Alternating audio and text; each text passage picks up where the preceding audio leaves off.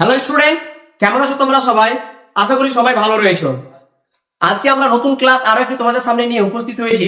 আজকের ক্লাসের মাধ্যমে আমরা জেনে নেব যে কারো কোনো কিছু করা কথা এই ধরনের সেন্টেন্স গুলোকে আমরা কি করে বাংলা থেকে ইংরেজিতে ট্রান্সলেট করব।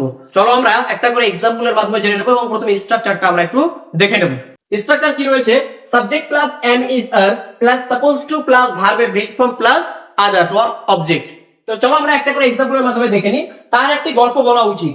সাবজেক্ট হচ্ছে তার, অর্থাৎ হি আর না হলে সি, দুটোই হতে পারে, হয় ছেলে হলে হি আর যদি মেয়ে হয় তাহলে সি। তাহলে আমরা দুটোই লিখে দেবো। দেখো প্রথমে লিখে দিলাম হি, আর যদি মেয়ে হয় তাহলে হবে সি।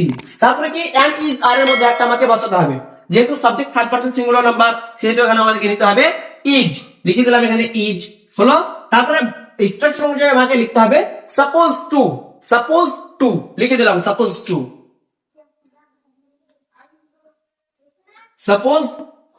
হলো। এবার ভার্বের বেস ফর্ম কি? ভার্ব, বলাটা হচ্ছে ভার্ব, বলার ইংরেজি হচ্ছে টেল। টেল মানে হচ্ছে বলা, তাহলে টেল হয়ে গেল। কি বলা উচিত? অবজেক্ট হচ্ছে স্টোরি, মানে একটি গল্প। আমরা এখানে লিখে দেবো স্টোরি মানে একটি গল্প।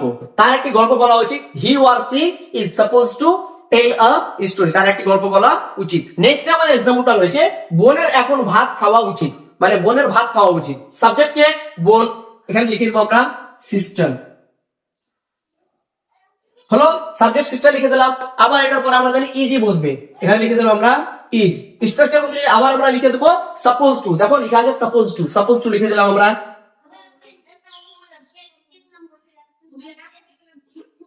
Suppose two. তারপরে কি? ভার্বের বেস ফর্ম, খাওয়াটা ভার্ব, খাবার ইংরেজি হচ্ছে ইট মানে খাওয়া। ইট কি খাওয়া উচিত? ভাত খাওয়া উচিত। ভাতের ইংরেজি হচ্ছে রাইস মানে ভাত হলো। তারপরে কি? Sister is suppose to eat rice. এবার আমাদের এখানে লেখা আছে নাও, তাহলে আমরা এখানে এখন লেখা আছে, তাহলে আমরা এখানে কিন্তু নাও যোগ করে দিতে পারি হলো। তার মানে sister is suppose to eat rice now, বোনের এখন ভাত খাওয়ার কথা। তারপরে লেখা আছে আমার এখন ফুটবল খেলার কথা। আমরা এরকম সবাই বলেই থাকি যে তার এখন তো ফুটবল খেলার কথা, তার এটা বড় কথা একটা নির্দিষ্ট সময়ের মধ্যে।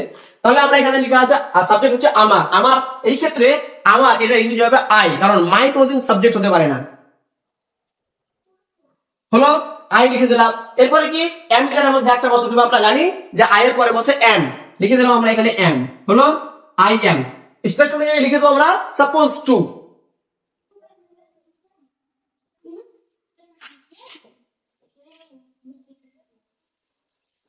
টু। তারপরে কি? আবার ভার্ব হচ্ছে কি? খেলার ইংরেজি হচ্ছে প্লে হলো। কি খেলা উচিত? ফুটবল খেলার কথা, কি খেলার কথা? ফুটবল খেলার কথা।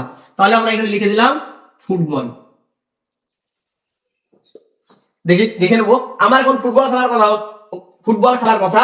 I am suppose to play football, আমার এখন ফুটবল খেলার কথা। এবার লেখা আছে আমাদের শেষের দিকে, দেখো নাও এখন। তাহলে এখন এই ক্ষেত্রে আমরা এখানে লিখে দেবো নাও